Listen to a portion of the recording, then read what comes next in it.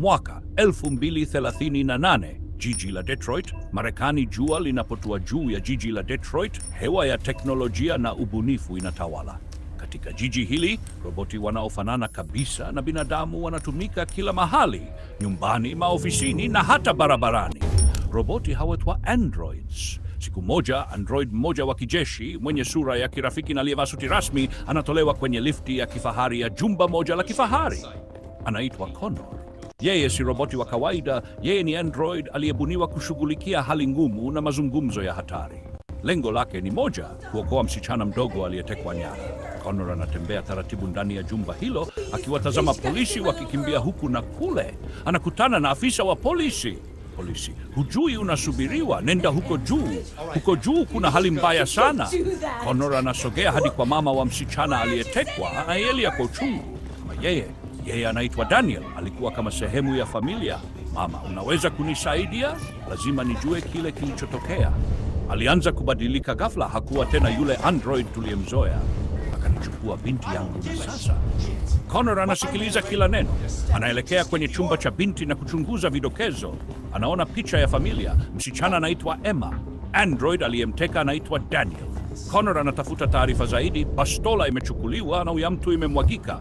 Kuna risasi zilizopigwa. Daniel alifikia hatua ya kutumia silaha. Anapotoka nje kuelekea sehemu ya tukio, polisi wanamwambia, polisi, usogelee zaidi. Daniel ana bunduki na tayari amewapiga watu wawili. Emma yuko hatarini.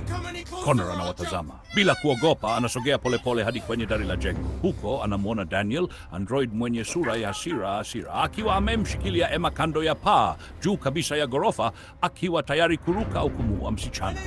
Usinikaribie, nitamuua. Wanadanganya, niliwapenda, nilikuwa sehemu ya familia yao. Connor anamsogelea kwa sauti ya upole. Daniel, sikiliza, ninaelewa unavyojisikia, lakini kumuumiza Emma haitasaidia.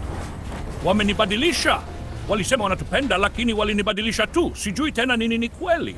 Connor anajaribu kumtuliza, akimwambia hataki mtu mwingine afe. Anaomba aachie msichana. Wewe ni kama mimi, wewe pia ni android. Connor anatambua kuwa ana nafasi finyu ya kuchukua hatua. Baada ya mazungumzo ya kutuliza,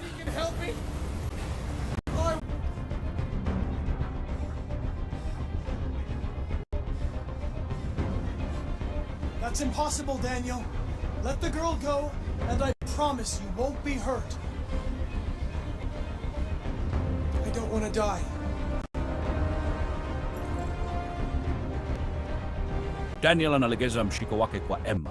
Connor anaitumia fursa hiyo kumvamia na kumzuia kabla hajamuumiza msichana. Polisi wanakuja haraka. Daniel amedhibitiwa. Emma anaokolewa. Connor anatazama tukio zima kwa macho ya kutafakari. Huu ni mwanzo tu wa safari ndefu ya android wanaotafuta uhuru wao.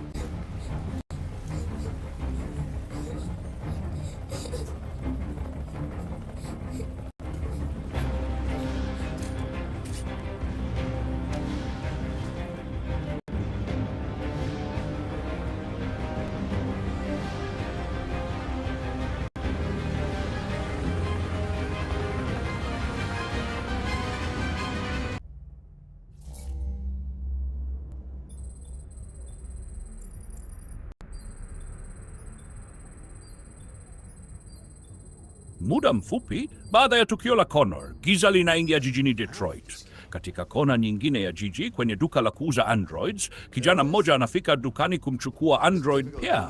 Anachagua yule aliyekaa kimya, akimtazama tu kwa macho ya kielektroniki. Anaambiwa jina lake ni Kara. Muuzaji: huyu hapa ni mpya kabisa, tuliweka upya mfumo wake baada ya ajali, alivunjika, lakini sasa yuko sawa kabisa, tayari kwa kazi ya nyumbani, kupika, kufua, kulea mtoto, kila kitu. Mteja mwanaume mwenye sura ya mkali na sauti nzito anasaini fomu za kumchukua Kara. AX400, register your name. Kara. My name is Kara. Twende Kara. Wanapanda gari na kuondoka. Njiani mvua inanyesha, magari yakiwa kwenye msongamano, taa za mtaa zikimulika njia.